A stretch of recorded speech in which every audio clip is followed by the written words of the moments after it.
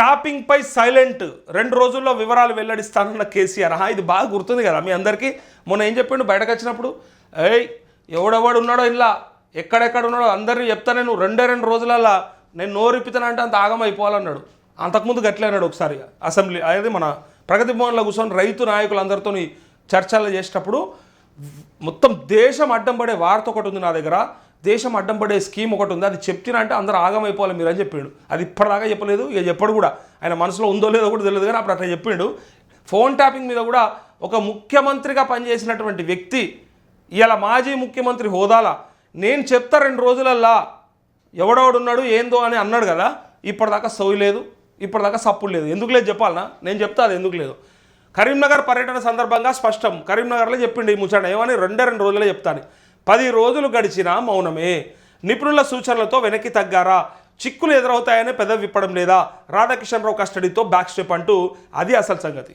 ఏంటంటే ఇప్పుడు రాధాకిషన్ రావు ఆల్రెడీ చెప్పే, ప్రణీత్ రావు తిరుపతి అన్న భుజంగరావు అరెస్ట్ అయ్యి దీంట్లో వాళ్ళే అప్రూవర్గా మారిరి. వాళ్ళు చెప్పినటువంటి విషయాలు మా బాసులు చెప్తేనే చేసినామని చెప్పిర్రా. ఆల్రెడీ ఏమంటారు అధికారులే చెప్పిర్రు, అప్పటి మా బాసులు చెప్తేనే మేము చేసామని. అది బీఆర్ఎస్ సుప్రీం అని చెప్పిర్రు. నువ్వు పేరే చెప్పిన తర్వాత ఇలా నువ్వే వచ్చి బయటకు నేను చెప్తా అంటే ఖచ్చితంగా అది సమస్యలు ఎదుర్కోవాల్సి వస్తుంది. మళ్ళీ అది తిరిగి తనకే పడుతుంది, తన మెడకే పడుతుంది అనే ఒక ఆలోచనతోనే కేసీఆర్ తగ్గిండు. అది నిపుణుల సూచన కాదు, ఏం కాదు. ఆయనకైనా అర్థం చేసుకున్నాడు. ఏదో ఆగమాగం అనేసిండు, 2 రోజుల్లో చెప్తా అన్నాడు. చెప్తా అంటే ప్రజలు గుర్తుంచుకుంటారా తీయ అనుకున్నాడు. ప్రజలు మర్చిపోయినా మనం మర్చిపోం కదా, రోజు వస్తుంది కదా పత్రికలను వార్తలను. ఇక ఫోన్ ట్యాపింగ్ వ్యవహారం రాష్ట్ర వ్యాప్తంగా దుమారం రేపింది. ఈ నెల 5వ తేదీన ఉమ్మడి కరీంనగర్ జిల్లాలో పర్యటించిన కేసీఆర్ ట్యాపింగ్ విషయంపై మొదటిసారి స్పందించారు. ఈ ఏళ్ళకి 10 రోజులు అవుతుంది. 15వ తారీఖు వచ్చే 5వ తేదీన చెప్పిండు 2 రోజుల్లో, 7 తారీఖు చెప్పాలి లెక్కకైతే. ఇప్పటిదాకా పత్తలేడు. 2 రోజుల్లో ప్రెస్ మీట్ ఏర్పాటు చేస్తానని, నిజాలు బయట పెడతానని చెప్పారు. చెప్తే అయిపోతుండే. నీ కొడుకో నీ అల్లుడో లేకపోతే ఎవరో ఒకరు పోయేటోళ్ళుగా లోపలికి, లేకపోతే లాస్ట్కి నిన్నే నూకేటోళ్ళేమో జైల్లోకి. ప్రెస్ మీట్ ఏర్పాటు చేస్తారని, నిజాలు బయట పెడతారని తెలిపారు. ట్యాపింగ్ ఎవరు చేయించారో, ఎవరిని అరెస్ట్ చేయాలో కూడా స్పష్టం చేస్తాను. అది కూడా చెప్పిండు. మెయిన్గా ఈయననే ఒక దర్యాప్తు సంస్థ లెక్క ఎవరిని అరెస్ట్ చేయాలనో కూడా నేనే చెప్తా అన్నాడు. ఇక 10 రోజులు గడుస్తున్న ఆయన పెదవి విప్పకపోవడంతో అనుమానాలు తలెత్తుతున్నాయి. ఇంతకు ఆయన మాట్లాడతారా లేదా? మాట్లాడడు. ఆయన అసలుకే మాట్లాడు, మర్చిపోరి అనే విషయం గులాబీ లీడర్లకే అంతుపట్టడం లేదు. ఒకవేళ మాట్లాడితే వివాదంలో ఇరుక్కుపోతారనే అనుమానంతోనే మౌనంగా ఉంటున్నారా, లేక సమయం సందర్భం చూసుకొని గుట్టు విప్పుతారా అనే ప్రశ్నలు వారిలో మెదులుతున్నాయి. మరోవైపు అప్పటి ప్రభుత్వ పెద్దల కనుసన్నలోనే ట్యాపింగ్ ఎపిసోడ్ జరిగినట్టు విచారణలో సస్పెండ్ అయిన పోలీసులు చెప్పింది మనమే చూసినాం కదా. ఇగో ఇది ఎట్లుంటుందంటే,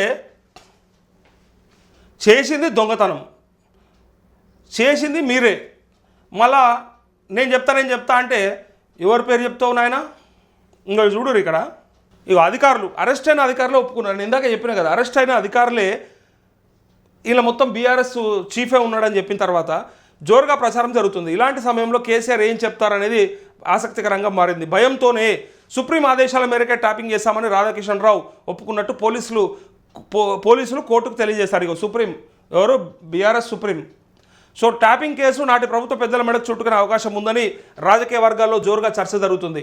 ఇలాంటి సమయంలో ఏం మాట్లాడినా కేసులో ఇరుక్కుపోయే ప్రమాదం ఉందని గ్రహించిన కేసీఆర్ సైలెంట్గా ఉంటున్నారనే అభిప్రాయాలు వ్యక్తమవుతున్నాయి. ఏం మాట్లాడినా లోపల నొక్కుతారు. ఆయనతో ఎవరు పేరు తీసినా ఏం చేసినా ఈయనకు సంబంధం ఉందని ఆల్రెడీ అరెస్ట్ అయిన అధికారులే చెప్పినాక ఇంకా వదిలిపెడతారు. ఇక